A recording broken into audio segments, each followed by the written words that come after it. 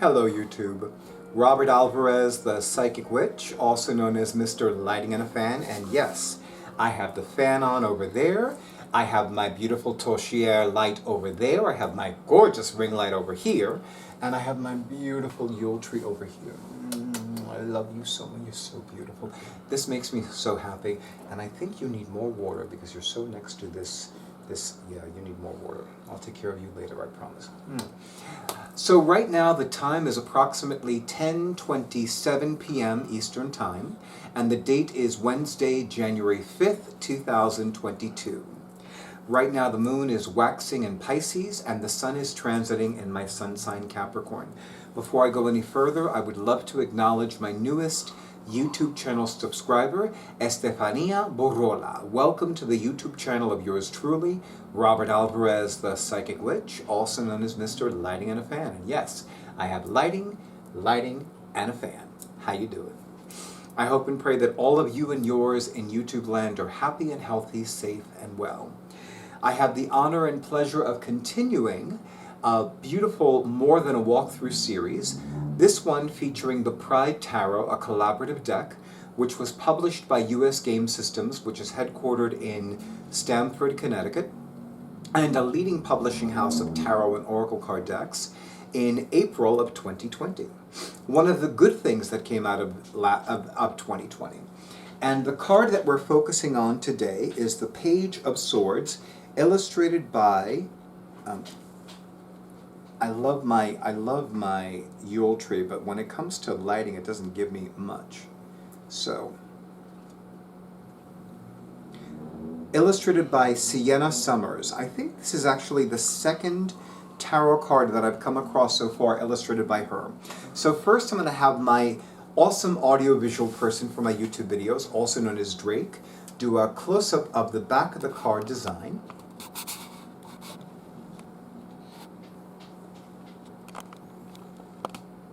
By the way, we have a new, gorgeous new camcorder. It is a Panasonic, and I've always had a very good experience with Panasonic cards. I mean, with Panasonic electronics. I will include the model number information in the description box. And this is the Page of Swords, as illustrated by Siena Summers in the Pride Tarot, a collaborative deck. I am a fan of Siena Summers' artistry, and I'm really digging this Page of Swords. So I'm going to read to you what the artist wrote about the card, and then I'm going to offer my intuitive insights and my experiences with said card. So we have the Page of Swords. I'm remembering that I have a pair of reading glasses that has lights on the side, and I think that for any videos that I do next to the Yule tree, I'm gonna need to wear them, but I digress. This card is about re-examining beliefs from a different point of view. The Page of Swords represents destruction of the old mindset and the construction of a new perspective that is more just, as in more fair, more harmonious, more balanced. This page is prepared to abandon all old ideas about the world and build new ones with the power of their mind. This requires the ability to quickly adapt to the inevitable changes in life. A new open-mindedness will change the world. And of course, Isis is happily reminding us how much she wants to be heard and not seen. In the meantime, one of the things that I have noticed time and time again with the Page of Swords is that whenever I'm conducting a reading using tarot, the Page of Swords will almost always, if not always, come out of my readings during a pre-Mercury retrograde storm, during a Mercury retrograde transit, or during a post-Mercury retrograde storm. For those of you who may be unfamiliar with those terms, the pre-Mercury retrograde storm is that retrograde feeling period prior to Mercury beginning to retrograde. And by the way, in Western astrology, the only two planets that do not retrograde are the Sun and the Moon. In astrology, they're planets. In astronomy, the Sun is a star and the Moon is a satellite because it has an orbit around the Earth. However, from the Sun to Pluto in Western astrology, they are all planets. And the only two planets in Western astrology that do not retrograde are are the Sun and the Moon. Everything else from Mercury to Pluto retrogrades. And in 2022, which is ironic because this is a lover's card year, we are going to have a Venus retrograde and a Mars retrograde. So prepare for some relationship shakeups. And no, not just romantic relationships, by the way. So if you're single and you want to remain single, you can expect some relationship shakeups in the other relationships in your life, especially if there is a strong emotional or energetic component. FYI.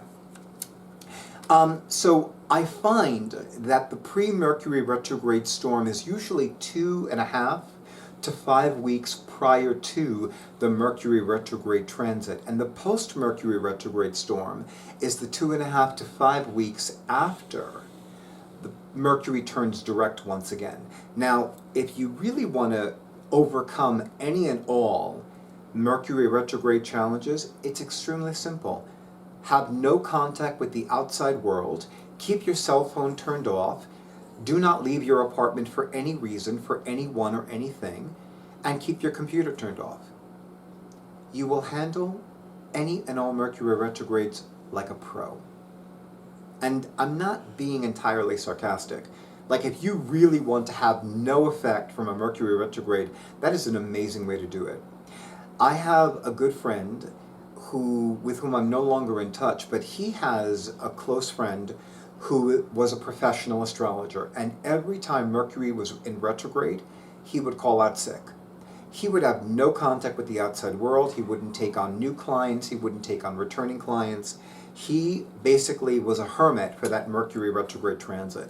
And I want to tell you, I became very envious of my friend's friend. And it takes a lot for me to become envious of another person. And anybody's looks, anybody's style, anybody's wardrobe, anybody's wealth or success, that is not going to get me even this amount of envy. But other things like they have a father that they've known their entire life, that raised them, that was always there for them, that'll make me envious.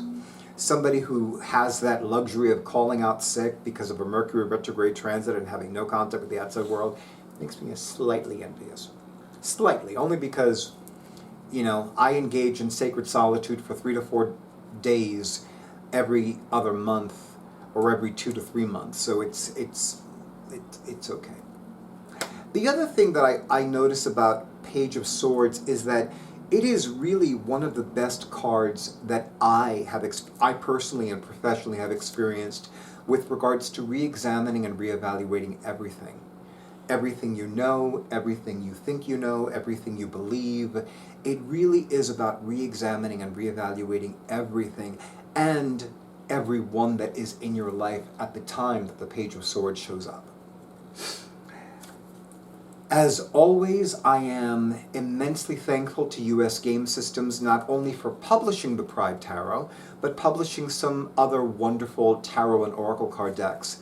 And of course, I want to thank Siena Summers for illustrating an immensely beautiful tarot card and for sharing their insights about the Page of Swords, which I really enjoyed reading and learning. And of course, to all of you in YouTube land, thank you so very much for honoring who I am and what I do. Thank you so much for honoring Drake, more commonly known as my awesome audiovisual person for my YouTube videos and everything he does.